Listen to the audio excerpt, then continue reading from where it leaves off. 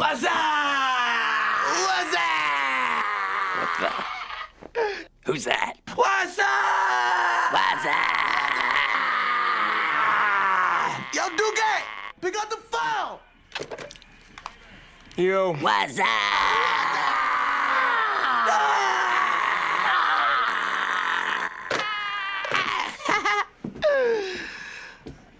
What you doing, son?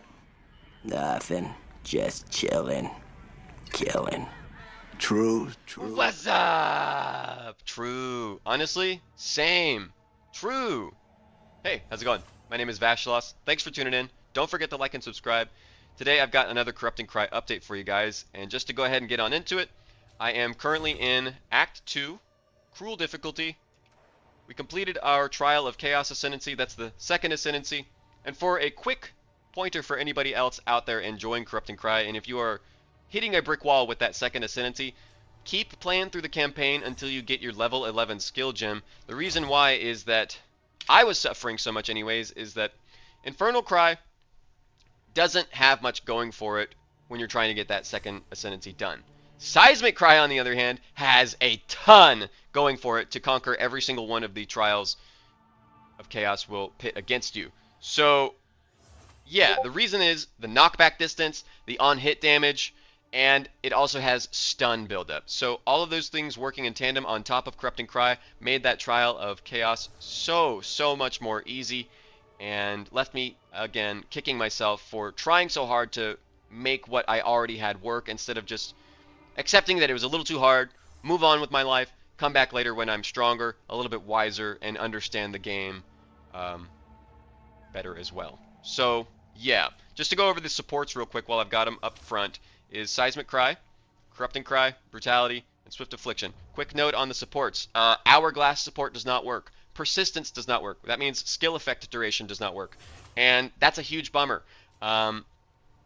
We are losing some of our most powerful support gems available to Corrupting Cry through them changing modifier wordings on these support gems. Like Hourglass can't be used with something that already has a cooldown. And that really sucks because one of our ascendancies is to ignore cooldowns. Why does that support gem suddenly have a limiter on it like that? Because a lot of the other things that would be good for Seismic Cry are also inhibited by limiting verbiage, whether it is use it with a spell, or use it with a weapon, or use it with an attack. There are many limiting factors in terms of vocabulary when it comes to these support gems, and I really dislike that, especially because things like Fire Infusion says 25% of damage as extra fire damage.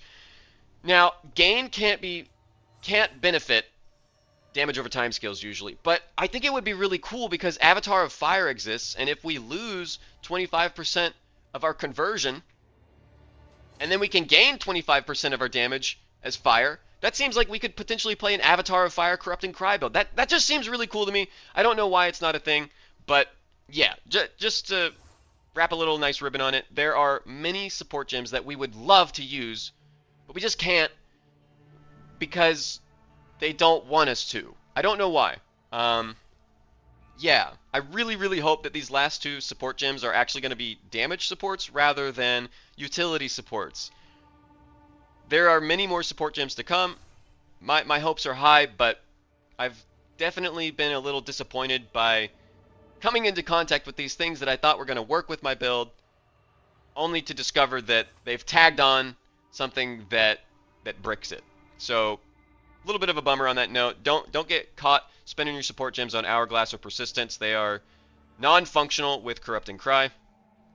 Right now, Infernal Cry, I'm planning on Magnified Effect with Raging Cry so we can get some Rage. Maybe we put in the support gem that lets Warcries consume Rage to deal more damage, though that might feel awkward and heavily mana intensive. Magma Barrier is just to deal additional damage on block. Time of Need is super important. I would highly recommend that you get this. Put in Clarity, put in Vitality. Boom, you've solved a lot of your problems by using this. Scavenge Plating. It's more armor. I don't really know the exact uptime of it. I don't know if it's even up in boss fights, but we're using it, and it's some additional sockets for persistent effects currently. That's really all of the support gems other than Shield Wall, Martial Tempo, and Unbreakable. You can use Earth Shadow still if you want, but yeah. The reason why I'm not using Earth Shatter is that we're using a Scepter. Can't attack with a Scepter. You can use Shield Wall, because only requirement for that one is having a shield. But you can't use attacks anymore with a Scepter, and that's a huge downside. You lose out on the ability to benefit from the rest of the mace skills. But you do gain some powerful modifiers, like increased spirit, mana regeneration rate, which I don't think is possible on attack weapons. And then we will also still be able to roll strength on scepters. For the other gear pieces, I'm currently using a Cloak of Flame for the defensive value of physical taken as. I'm using a Black Sun Crest instead of a Dade Bell now, because 15% increased strength sounds much more useful to me than a little bit of increased AoE and 10% corpse explosion damage on top of 25%. And it's like, the uptime of corpse explosion damage really isn't all that great. It's an extreme amount of damage, but I just don't think it's frequent enough for me to give it priority over percent increased attributes, which is just straight up more damage for our Corrupting Cry. Important to note is that you really want Inspiration Runes. Seismic Cry is very mana intensive, and just about every socket on your armor, I would be willing to bet you want an Inspiration Rune. Because nobody wants to spend 1, 2, 3, 4, 5, 6, 7, 8, 9, 10, 11, 12, 13, 14, 15, 16, 17, 18, 19, 20, 21, 22 passives on mana. I'm really hoping I don't have to spend these next, what is that, 1, 2, 3, 4, 5, 6, 7, 8 passive points on mana, since I've already heavily invested, not only in travel, but a full cluster. In my opinion, I think that these are a little too mana intensive. I don't know why Warcries are so dang thirsty for mana, but maybe in time they will come to realize it's just a little too steep. I've heard of other people's builds suffering from not wanting to level up your gems because the mana problem facing you at that point is just too steep. Same thing to go with the attributes. People want to like build stacking builds, but the skills that they want to use on those stacking builds require a different attribute, and thus you can't really stack because you have to hybridize. There's quirks to the game right now. I won't try and harp on those too much. But what I do want to do is show you some gameplay. So I've talked about the important unique items that I've started using, or the ones I was able to afford. Get your resistances, get as much armor as you can, get intelligence on your gear if you can, so you can put more of those passives towards strength. Strength on your gear obviously is top priority. Play around with uniques if you find them interesting. This isn't a guide yet, this is just me going over things that I have found useful, or, you know, basically just giving you a rundown of what my current character is looking like. I mean, for goodness sake, I even have like negative lightning resistance, so the game is difficult, but it's not impossible by any means. It's certainly frustrating at times when you feel like you don't know what to do and you've done everything that you can. But I think more often than not, if you just keep trying to push ahead in the story, the solutions are basically higher level gems and sometimes just getting a little bit of better gear from those gamble vendors. But this is the gameplay. This is it, y'all. I run around, I yell, I blow things up, I pick up scepters. They have too high intelligence requirements.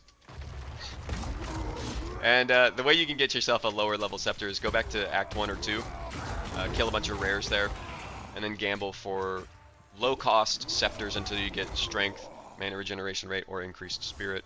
Mana regeneration rate is your most valuable stat there. And then strength. Strength is obviously good, but I promise you, you're really going to want a lot of mana regeneration rate so you can spam as much to your heart's delight. But yeah, it's fun. I gotta say, it's really fun. I'm having a great time now that I feel as though I've solved the, by and large, greater frustrations of the build, which is cooldown reduction and the campaign playthrough leading up towards that second ascendancy. I think I understand it now. I've already talked about it. I won't continue to kick a dead horse. But just to let you guys know on where I am currently headed, it is over towards Polymathy and then also a decision whether or not I need to pick up full recovery. Wouldn't be terrible picking up full recovery because the increased life regeneration rate is certainly beneficial, and it puts us in a different part of the passive tree. But I really just don't know if that's what we want to do.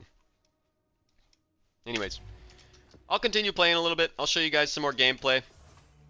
I'll try and think of some things to say in the meantime. But I'm probably going to turn off the webcam, show you guys a little bit more of this map, and probably see you next time. Thanks for tuning in. You guys are absolutely fantastic. You have no idea how much every like, comment, subscribe, view, sharing of the video, it all goes an incredibly long way. And you are no different. Thank you, thank you, thank you. Stay safe, have fun, and I will see you next time, Exiles.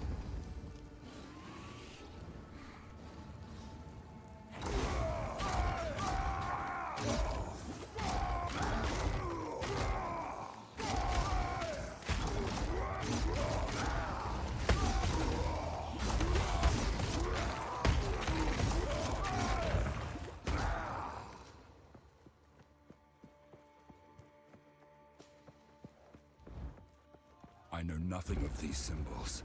What secrets lie within?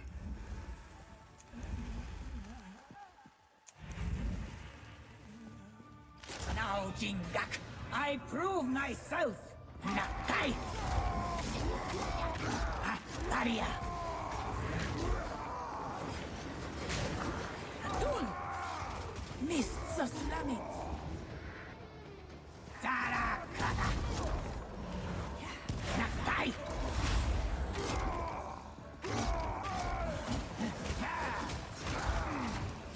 Kundek.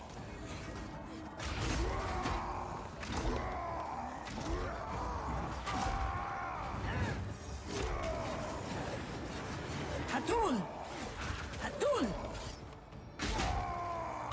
Nakai! Kundek!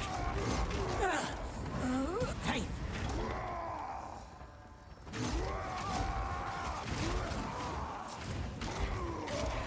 Face me! Visions of Jara.